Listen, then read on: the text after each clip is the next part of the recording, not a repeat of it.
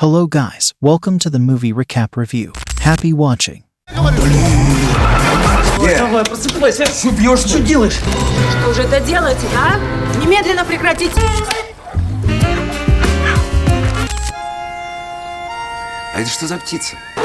At the beginning of the movie, Grisha, a spoiled rich kid, is at a club trying to flirt with a beautiful girl named Anfisa. However, she dismisses him with attitude, mocking his cliché pickup lines. Determined to impress her, Grisha approaches a champagne tower being built by a club employee. He dramatically pulls out 2 glasses from the bottom, causing the entire structure to collapse and creating a scene. He then offers Anfisa one of the glasses, boasting that no other girl in the club has the same drink as hers. This bold move finally catches her attention. Later, as they sit in his luxury car, Grisha demands something from Anfisa. When she refuses, he angrily kicks her out of the car and drives off. On his way home, he speeds recklessly, attracting the attention of a police car. Instead of being intimidated by the law, Grisha attempts to evade the officers. When they threaten to use force, he reluctantly pulls over. Confident in his ability to bribe his way out of trouble, Grisha offers the officer money. However, the newly transferred cop rejects the bribe and climbs onto the hood of Grisha's car to stop him from driving away. Unfazed, Grisha speeds off anyway, leading to a crash that leaves the officer critically injured. Grisha is arrested and taken into custody. His father, Povel, arrives at the police station, where the station chief, a friend of Povel's, reminds him of the numerous laws Grisha has broken in the past month alone. The chief warns that this is the last time he will intervene on Grisha's behalf, as the spoiled brat has now severely injured a police officer, breaking his ribs and pelvic bones. Despite the gravity of the situation, Grisha shows no remorse.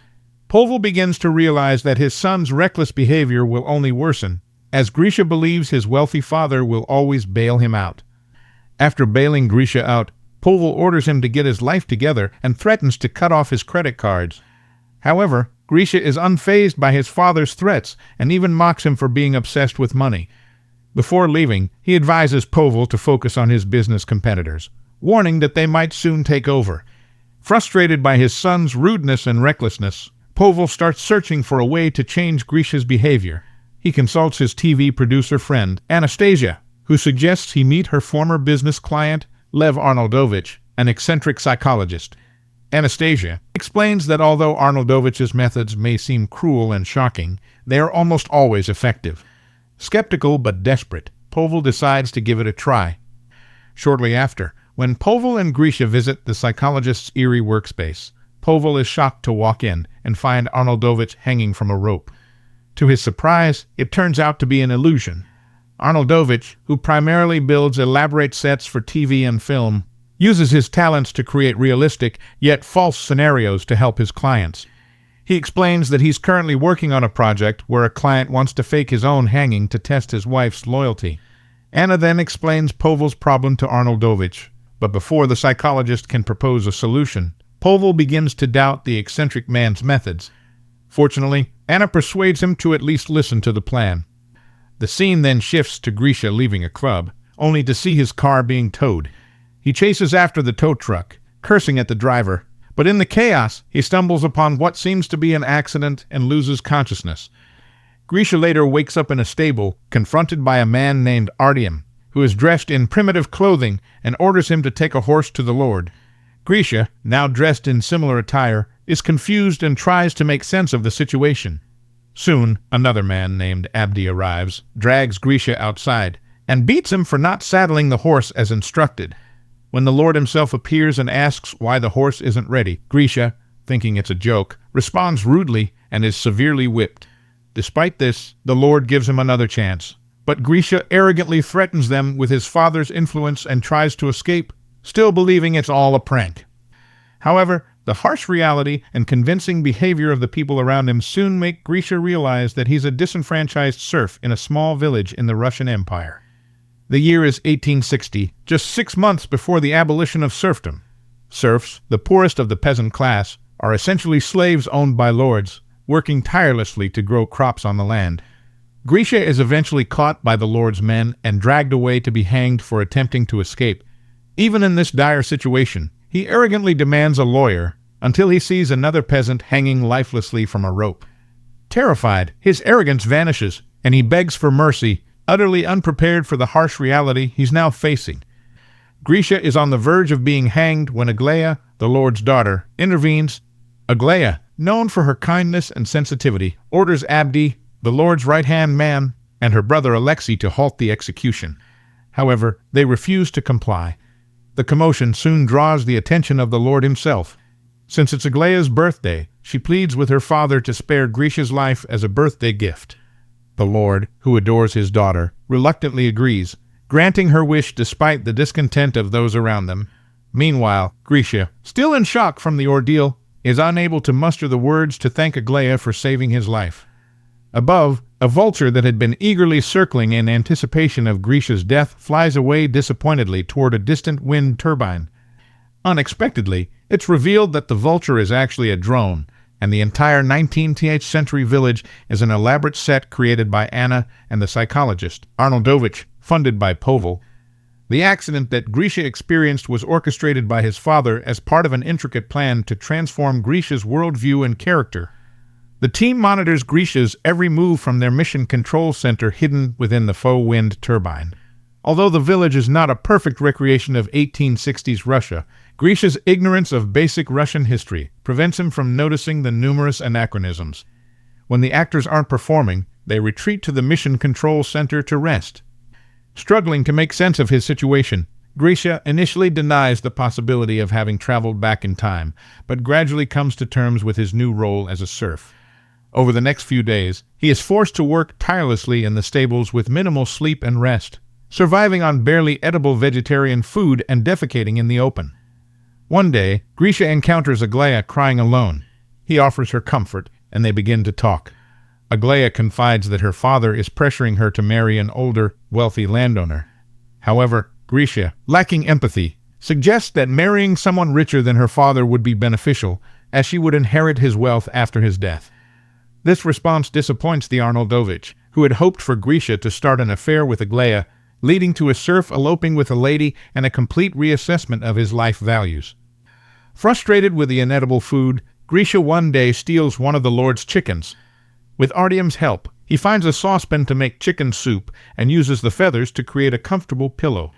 However, he selfishly keeps the soup to himself, leaving Artyom empty-handed. Later, when Avdi discovers the chicken missing, he gathers all the serfs and demands that the thief step forward, threatening to punish a random serf if no one confesses. As expected, Grisha remains silent, and Avdi chooses to punish the innocent Artyom instead. Grisha shamelessly watches as Artyom is dragged away to face his punishment. Meanwhile, the lack of progress in Grisha's attitude makes Povel increasingly impatient and restless.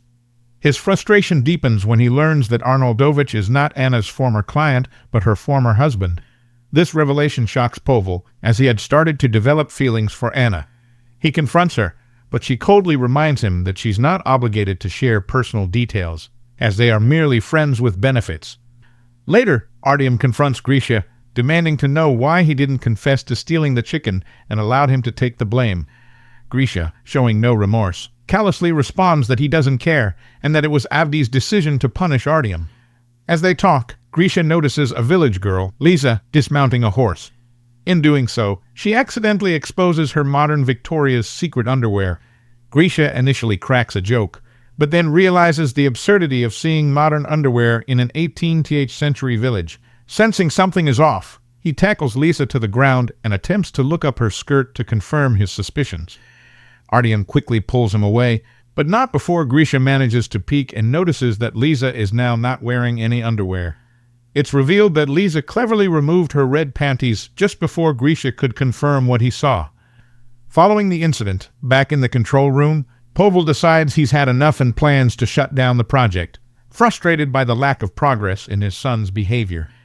Anna and Arnoldovich try to dissuade him, but he remains resolute. However, just as Povel is about to pull the plug, Grisha begins to realize the severity of his actions. For the first time in his life, he seeks out the person he wronged to apologize. This unexpected change amazes Povel, prompting him to continue the project. From that moment on, Grisha starts forming a genuine connection with Lisa. Seeing this, Arnoldovich suggests shifting the focus of the scenario to make Lisa the object of Grisha's affection. Although Lisa despises Grisha's spoiled nature, she agrees to help him improve. As they spend more time together, Grisha slowly starts to reevaluate his views on life and himself. He begins to observe the cruel and arrogant behavior of Alexei, the Lord's son, and starts to despise the person he used to be. It's revealed that the actor playing Alexei is Lisa's real-life boyfriend, Anton. Meanwhile, Polina, the actress playing Aglaia, starts feeling jealous of Lisa after she becomes the new focal point of the project. Fueled by envy, she convinces Anton that Lisa is planning to start an affair with Grisha. Polina and Anton engage in a secret affair, which leads to an unfortunate discovery by Lisa and Grisha.